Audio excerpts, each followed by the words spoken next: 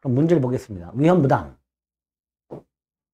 후발적 불능이고 원칙적으로 당사자 쌍방에게 책임이 없는 경우. 이럴 때 위험부담의 문제가 생기죠. 쌍무계약에서 발생하니까 평무계약의 경우는 원칙적으로 위험부담의 문제가 적용되지 않죠. 양채무를 전제로 하니까. 그 다음에 대상청권이라고 되는데 이 대상청권이 이런 거예요.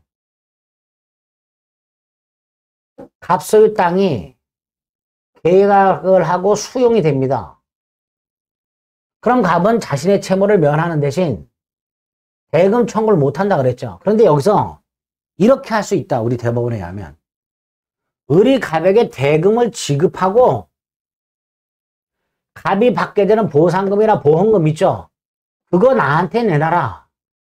이걸 대상청권이라고 합니다. 위험부담이라는 제도가 있는데 우리 대법원은 그 위험부담으로 처리하지 않고 대상청구권이라는 걸로 처리할 수 있다. 이때 대상청구권은 이런 거다.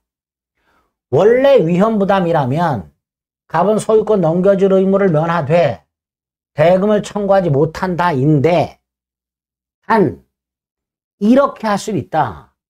을이 갑에게 대금을 지급하면서 땅 대신 보상금을 나한테 넘겨라. 이렇게 할 수도 있다. 그걸 대상청구권이 난다. 당연히 을이 갑에게 보상금을 나한테 넘겨라. 그러려면 자신의 반대급부를 이행해야 되죠. 대금을 지급하면서 보상금을 넘겨라. 이렇게 되는 거예요. 그걸 대상청권이 합니다. 4번 당사자 쌍방 귀책 사유 없는 불능, 즉 수용되거나 지진으로 멸실. 그럼 갑은 원칙적으로 대금을 청구 못하고 미리 받은 계약금이 있다면 돌려줘야 된다 그랬죠. 반환해야 된다 그랬죠. 그러니까 4번이 틀렸죠. 자, 우리 민법은 불가능하게 된 채무의 채무자가 위험을 부담하는 것을 원칙으로 하고 있습니다. 채무자 위험 부담을 원칙으로 한다. 8번 쌍무계약상 위험부담에 관한 설명으로 틀린 것은 자 동시 이행의 한변권이나 위험부담은 모두 임의 규정입니다. 따라서 민법 규정과 다른 내용을 정할 수 있습니다. 2번 채무자의 귀책 사유로 후발적 불능이 됐다면 이때는 위험부담이 아니고요. 채무 불이행 중 이행불능으로 갑니다. 매도인의 잘못으로 매매 목적물이 멸실됐다면 매도인 잘못으로 목적물을 못 넘겨주게 됐으니까 이건 위험부담이 아니고요. 채무불이행 중 이행불능의 문제가 됩니다. 따라서 2번 X. 3번 목적물이 이행되기 전에 이렇게 강제 수용된 경우 이럴 때 위험부담이 되는 거예요.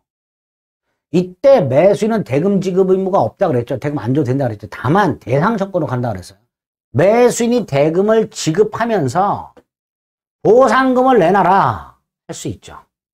그러니까 만약에 매수인이 보상금을 내놔라 그러면 매도인은 돈 달라 대금 이렇게 청구할 수 있게 되겠죠. 그게 3번이죠. 자 4번 을의 수령 지체 중 양당사자 귀책 서시 불능이 되면 을이 위험을 부담하죠. 다시 말해서 불능이 된 채무의 채무자 갑은 을에게 대금을 청구할 수 있다가 되죠. 채권자가 위험을 부담하니까. 자 5번 당사자 일방의 채무가 채권자 잘못으로 불능이 된 경우도 마찬가지죠. 요 4번하고 5번은 채권자 지체 중이라고 돼 있고 채권자의 귀책 사유가 있다 그랬으니까 채무자는 채권자에게 대금을 달라 청구할 수 있게 되는 겁니다. 매도인의 채무가 매수인 잘못으로 멸실이 되거나 매수인 지체적 멸실이 되면 매수인이 부담해라 위험을. 따라서 불능이 된 채무의 채무자인 매도인은 매수인에게 대금을 청구할 수 있다. 이렇게 되겠죠. 4번, 5번은 채권자 위험 부담을 말하게 됩니다. 틀린 거 2번. 자, 9번.